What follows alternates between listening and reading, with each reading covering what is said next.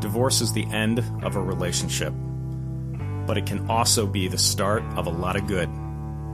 You might become a better parent, a better businessman, a better person. What's your story?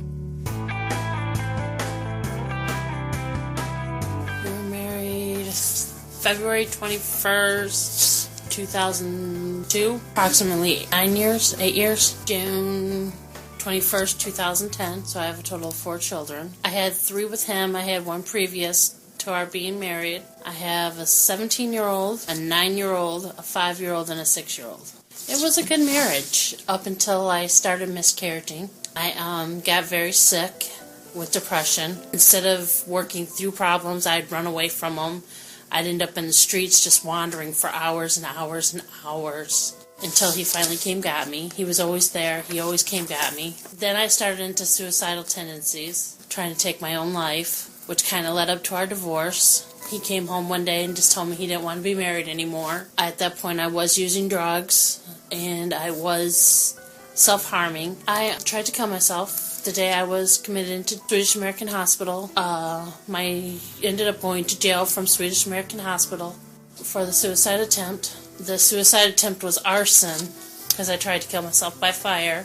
Was at such a low point that it didn't matter how I died anymore. In 2004 and 2005, it got really bad. By 2006, I was full-blown in depression. We were both so into our addiction that it didn't matter to either one of us. It just was a problem that we kept sweeping under the rug. It wasn't something we wanted to deal with at the time. I'd wake up, I'd take care of the kids still, take the kids to school when they were at school, substance abuse, literally not function through my day until I had to pick up the kids again. And then I knew I had to be there to take care of them again. Wasn't taking care of myself. I wasn't sleeping right. I could stay up for days on end. Wasn't eating right. I wasn't just basically not taking care of myself altogether. I wasn't seeking help for my mental illness. I was in and out of the hospital. I mean, I know my condition now. I have bipolar 2, borderline personality disorder, and sometimes I still hear voices, but the voices have gone pretty much away. But, I mean, they're not ever going to be completely gone away. Medication helps to a point. From 2006 to 2007, I was in full-blown suicidal tendencies. Found out I was pregnant. I had pre-postpartum depression instead of after being pregnant beforehand. And I was told I was a harm to my child. I was basically put in hospital arrest. My husband came up there every day. He was supportive. Tried to say it was his fault. It wasn't his fault. It was our fault because we didn't deal with it sooner. After my daughter was born, everything seemed to become fairly okay. I mean, we had our rough patches, and I wouldn't say my depression got better. We worked through them. The doctor said it'd be hard. I was on medication for a little while. I thought I got better, and I stopped taking my meds again. I've learned I can never stop taking my medication. Then I found out I was pregnant with our 4th child, which was kind of like a miracle for us because my tubes were tied. We found out 2 months prior to having her. And that was because my emotions were going sporadic again. I was feeling depressed. I'd feel happy, depressed, happy, depressed. And some just told me to take a pregnancy test. I was fine for a while after having her. We lost our house. We lost everything in Michigan. We moved here to Rockford. My husband has family that's not too far from here in Wheaton, but I knew not a soul here. His family didn't like me. It was hard moving here because I moved away from my family. I moved away from my dad, which was very sick. My family's in Michigan. His family said they could be more supportive than what mine was being at the time. It was more convenient of a drive than to Michigan because to Michigan it was like a 5.5-hour drive for them.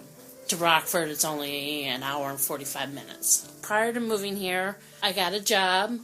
I was working. Came home early one night to find my ex-husband on the phone with his first wife. Won't quite go into details what was going on there, but it was of sexual nature. We had a fight. Things progressed from there to me not being able to trust him when I was at work because I was afraid she was calling.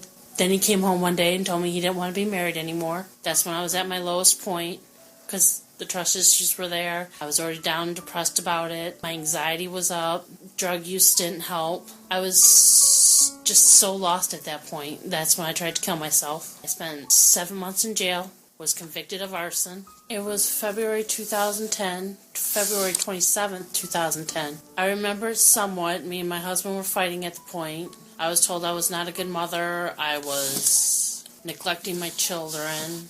He told me he didn't love me and he wanted to go back to his first wife. I just broke down and lost it. Told him to leave.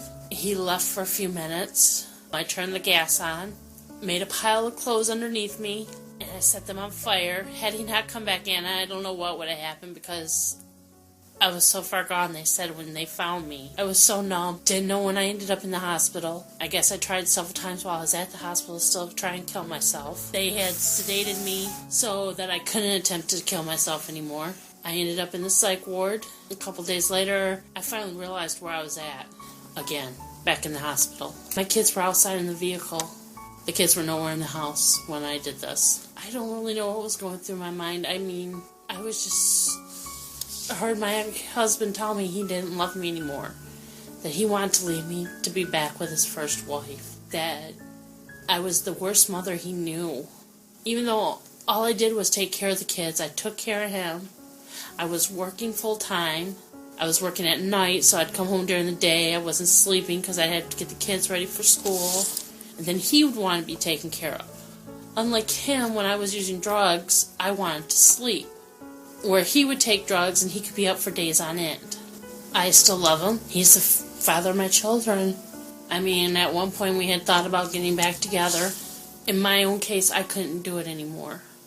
I've come so far from that marriage to walk back into it. I'm afraid what would happen. I can't say I wasn't completely not angry with him when I was in jail, because I couldn't have any contact with my own children. I was furious. But all that furious just kept rage in me, and I didn't like the rage that was inside of me. Because rage builds into anger, which builds into hate.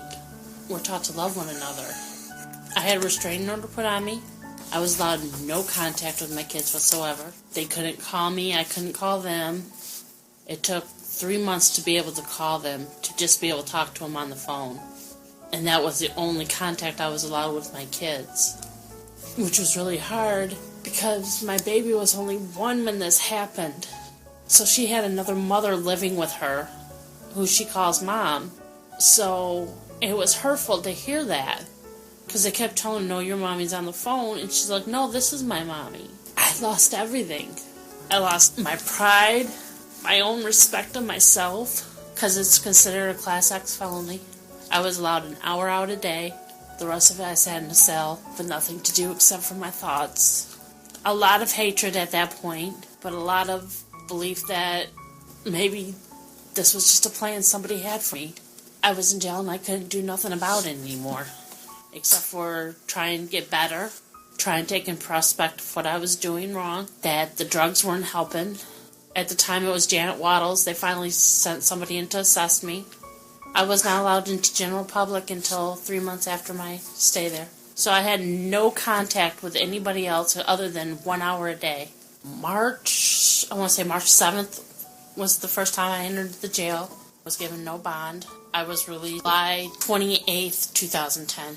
I was living out on the street first. Then someone told me about Crisis for the Rockford Rescue Mission. I ended up going there for 2.5 months. It's a center for women to stay that have no home to go to. So it's like a homeless shelter for women. They gave me a place to sleep, food in my stomach. They sent you over to the mission for food, because at the regular mission you're allowed breakfast, lunch, and then dinner was at the Crisis Building. Being that I liked being at the Crisis Building, because I was free to walk throughout the day, it was still like being in a jail. You had to be in by 6 o'clock. You had to take showers when they said. You had to eat when they said. You had to wake up and do chores when they said. It's a nice place to go when you have no place to go, but it's still like being in jail if you've been in jail. You had no control over how you functioned, except for when you were out from 7 a.m. to 6 p.m. at night. You were allowed to wander the streets. And at that point, I was seeking help at Janet Waddles, but I was still being offered drugs at the same time. You want to get high, you want to go do this. Marijuana, heroin, speed, but my focus was on my kids at that point. Continued to seek help at Janet Waddles. I got put on medication. That really helped. It's a center for people that suffer from schizophrenia, bipolar. They help you get on medication, depression. They help get you on medication. They help you with a case manager. They help me get on Social Security. At first, I was going 2 days out of the week. I was admitted to crisis beds a couple times because I felt really depressed again. I was feeling self-harmful again. Crisis bed is their instead of going to a hospital, you go to a house and you sit, they monitor you, but you're not allowed to go outside, but you're allowed to watch TV, you're allowed to do this and that. You're under a doctor's care there still. I was only there twice. Continue to seek help at Janet Waddles. They had an unemployment services place where they were helping me look for work, but that ended in 2011. They shut that part of it down. I've been at Janet Waddles since 2010 to present date. I still attend there. They help get me on Medicaid. They help me get food stamps. Help me get my medication because at the time I couldn't afford it. So it was government funded. I went through several different medications before they found the right mixture of medications. A couple of them are to help me sleep. Otherwise I'd stay up for days on end still. Anxiety, anxious thoughts that just keeps me awake. But my main focus was getting my kids back. I wasn't having suicidal tendencies. I wasn't as depressed. I went to the Rockford Rescue Mission. I sought out help there for my substance abuse. I continued to get a lawyer. It's been a battle. I was eventually giving supervised visitations. The mission helped me so I could have my kids on overnights, but they were all supervised by somebody throughout the night. The kids were checked on, but legally fought with my husband for visitations to my kids because there was an order of protection still that he was not willing to lift. I think he was concerned that I would try and self-harm again. My 9-year-old knows what happened. My young ones don't, so it's still fresh in my 9-year-old's mind what I did to myself. He was told what happened because he seen me dragged off in handcuffs and put into an ambulance. And the judge at the time said I wasn't a harm, but he wasn't going to lift the supervised visitation. So the judge honored his wishes for supervised visitations, which I was granted. But I had to find a way to get to Wheaton so I could see my kids, because at that point they were living in Wheaton now with his parents. From there, the mother that was doing the supervised visitations, she wasn't doing the supervised visitation. She would leave during them. His family was starting to feel comfortable with me being around him. I mean, I was in a public place. James communicates very well now, my ex-husband. We finally came to an agreement in, February 2013? We finally came to an agreement. Judge had to kind of convene a little bit, but other than that, we had come to an every other weekend agreement. I get him Easter. I get him either Labor Day or Memorial Day. I get him every other Christmas. This is my whole inspiration. I could have chose to do the alcohol and the drugs again, but in my mind, I was concerned that was my first thought is, do I want them to see that type of person or a type of person that they could respect again? We put the kids first, their needs. I'm a parent half the time, which is every other weekend, but I try to be involved in their report cards, their after-school activities, their baseball games, talking to them daily on the phone, James telling me what they've done, how they're doing in school. We try and communicate. Like, if they're in the hospital, he tells me they're in the hospital. If they've been sick, he'll tell me they've been sick. If something goes wrong, like my son got beat up one time at school, there was legal issues there, and he's like, he puts the kids' needs always in front of his. The kids have to come first in this because my son's in counseling because of everything that happened on February 27, 2010. He's been in counseling since then. He has angry rages, and he's even said to the point where he said he wanted to harm himself, which I felt really responsible for because he saw it from me. I go to my probation, I do my community service work, I volunteer in the community, but I'm still not allowed that chance to go back to work. I don't want to have to wait till I have my record sealed, because that's 7 years from what I've been told. And if I have to wait 7 years for a job, I don't feel depressed as much as I used to. I mean, I loved my husband when we were married, but the drugs, he did them more than I did. And when he worked hours upon hours. He was never home. So it was like I was doing it all on my own. But I wasn't. He was there. Remember, the kids have to come first. I mean, you can argue till you're both blue in the face, but if it's hurting the kids, you're not going to get anywhere. The kids have to come first in this.